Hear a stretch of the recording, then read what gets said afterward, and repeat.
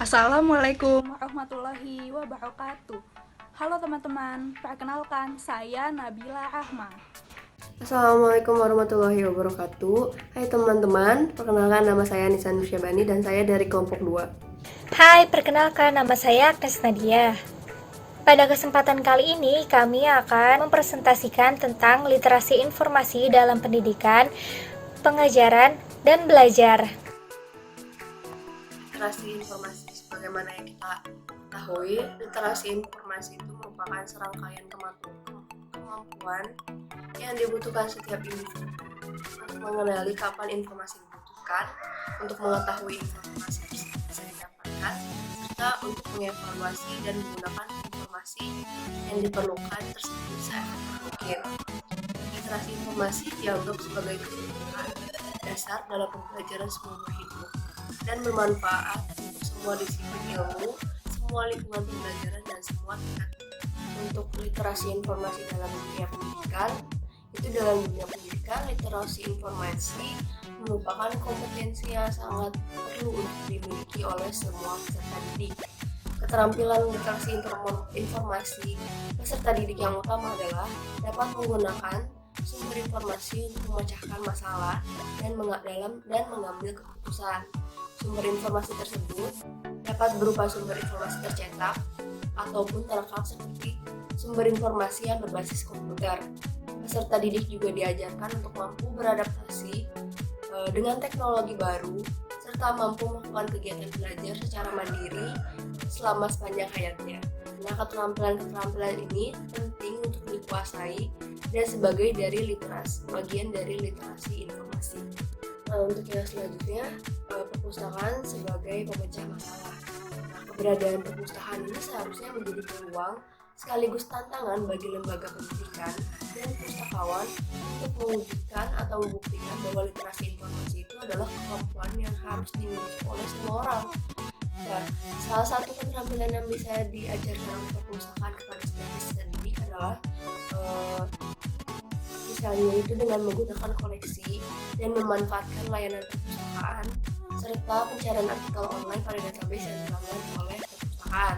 Nah, dari uraian atau tadi yang saya sebutkan di atas itu dapat diketahui bahwa perpustakaan berperan penting karena semua pengetahuan dan berbagai disiplin ilmu itu saling berhubungan di dalam perpustakaan.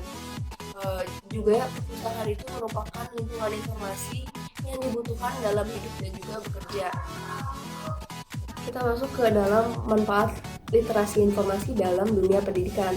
Nah, manfaatnya ini adalah yang pertama, menyediakan metode yang baik untuk memandu peserta didik dalam menghadapi berbagai sumber informasi yang terus berkembang. Yang kedua, mendukung pemerintah meningkatkan kualitas dari pendidikan. Yang ketiga, menyediakan perangkat tambahan untuk memperkuat isi dari pembelajaran. Yang terakhir adalah dengan meningkatkan pembelajaran sepanjang hayat untuk semua peserta didik yang ada. Pada dasarnya, pembelajaran adalah suatu desakan kemandirian bagi manusia. Proses pembelajaran dapat dilakukan oleh manusia sepanjang hidupnya atau sepanjang hayatnya yang dapat dilakukan dimanapun dan kapanpun. Nah, di dalam konteks pendidikan, guru mengajar supaya peserta didik dapat memahami dan menguasai isi pelajaran hingga mencapai sesuatu yang ditentukan atau aspek kognitif. Juga dapat mempengaruhi sikap, aspek afektif, dan keterampilan psikomotor peserta didik. Nah, di sini itu dapat disimpulkan bahwa pembelajaran adalah usaha dari guru untuk membuat siswa belajar yang nantinya akan terjadi perubahan tingkah laku pada diri siswa yang belajar itu. Maksudnya, melalui perubahan itu didapatkan kemampuan baru yang berlaku dalam waktu yang relatif cukup lama karena adanya usaha. Perserikatan Bangsa-Bangsa melalui UNESCO mengemukakan 4 pilar pembelajaran, yaitu learning to know, learning to be, learning to live together, learning to do. Yang pertama, learning to know atau belajar mengetahui. Pendidikan pada hakikatnya adalah usaha untuk mencari sehingga mengetahui informasi yang dibutuhkan. Guru dituntut dapat berperan bagi peserta didik untuk dapat mengembangkan penguasaan pengetahuan. Peserta didik didik juga perlu dimotivasi supaya mampu memenuhi kebutuhan informasinya, keterampilan hidup, dan sikap tertentu yang ingin dikuasainya. Yang kedua, learning to do atau belajar bekerja. Pendidikan tidak hanya untuk mengetahui, tetapi lebih jauh untuk terampil mengerjakan sesuatu sehingga menghasilkan sesuatu yang bermanfaat bagi kehidupan. Contohnya, belajar untuk mengaplikasikan ilmu, bekerja sama dalam bekerja sama tim, dan belajar untuk memecahkan masalah. Yang ketiga, learning to live together atau belajar hidup bersama. Penguasaan pengetahuan dan keterampilan adalah bagian dari proses menjadi diri sendiri. Fenomena ini ada kaitannya dengan bakat, minat, perkembangan fisik, kejiwaan, dan kondisi lingkungan. Lalu, learning to live atau belajar menjadi diri sendiri. Pendidikan melatih siswa supaya mampu memiliki rasa percaya diri yang tinggi. Pengembangan dan pengetahuan, pemenuhan kebutuhan manusia seutuhnya terus berevolusi, mulai dari pemahaman diri sendiri dan memahami untuk berhubungan dengan orang lain.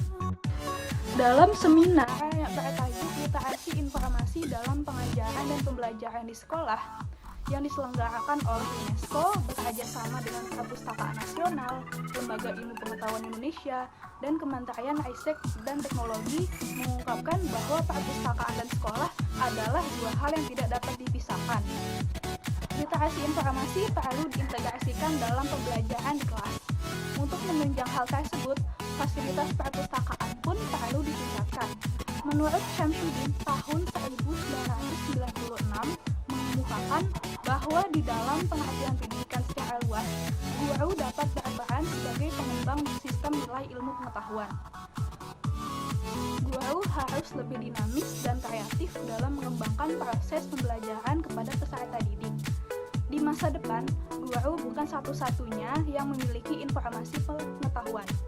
Adanya perkembangan teknologi informasi dan ledakan informasi memberikan akses informasi semakin mudah. Guru dan peserta didik sama-sama mempunyai kesempatan untuk menguasai informasi dengan baik. Literasi informasi dalam belajar. Belajar sendiri merupakan proses perubahan perilaku secara aktif, proses mereaksi semua situasi yang ada di sekitar individu, proses yang diarahkan pada suatu tujuan, proses berbuat melalui berbagai pengalaman, proses melihat, mengamati, dan memahami sesuatu yang dipelajari. Dalam komunitas informasi pada saat ini, hasil yang paling penting dalam proses pembelajaran adalah kemampuan untuk dapat berfungsi sebagai pembelajar seumur hidup yang mandiri. Nah, hal yang paling mendasar untuk tujuan tersebut adalah literasi informasi. Kepentingan utama dari literasi informasi adalah peserta didik diharapkan dapat melakukan pembelajaran mandiri. Oleh karena itu, mereka harus memiliki kemampuan yang baik dalam mencari, mengevaluasi, dan menggunakan informasi yang dibutuhkan. Belajar sepanjang hayat. Pembelajaran sepanjang hayat merupakan asas pendidikan yang cocok bagi orang-orang yang hidup dalam dunia transformasi dan dalam masyarakat yang saling memengaruhi seperti zaman globalisasi sekarang ini. Setiap manusia dituntut untuk menyesuaikan dirinya secara terus-menerus dengan situasi yang baru. Dalam arti luas, pembelajaran sepanjang hayat atau lifelong education adalah pendidikan tidak berhenti hingga individu menjadi dewasa, tetapi berlanjut sepanjang hidupnya. Belajar sepanjang hayat adalah suatu ide bahwa belajar itu tidak hanya berlangsung di lembaga-lembaga pendidikan formal, namun seseorang masih dapat memperoleh pengetahuan setelah selesai mengikuti pendidikan secara formal. Konsep belajar sepanjang hayat sering pula dinyatakan sebagai belajar berkesinambungan. Dengan belajar secara terus-menerus, seseorang tidak akan ketinggalan informasi dan dapat memperbarui pengetahuannya, terutama bagi yang sudah berusia lanjut. Di Indonesia, pembelajaran sepanjang hayat sudah terjamin dalam undang-undang yang tertuang pada pasal 4 Undang-Undang Nomor 20 Tahun 2003 tentang Sistem Pendidikan Nasional. Dalam pasal tersebut menjelaskan yang pertama, pendidikan diselenggarakan secara demokratis dan berkeadilan serta tidak mendiskriminatif dengan menjunjung tinggi hak asasi manusia, nilai keagamaan, nilai kultural, dan memajukan bangsa. Yang kedua, pendidikan diselenggarakan sebagai suatu kesatuan yang sistematis dengan sistem terbuka dan multimakna. Dan yang ketiga, pendidikan diselenggarakan sebagai suatu proses pembudayaan dan pemberdayaan peserta didik yang berlangsung sepanjang hayat.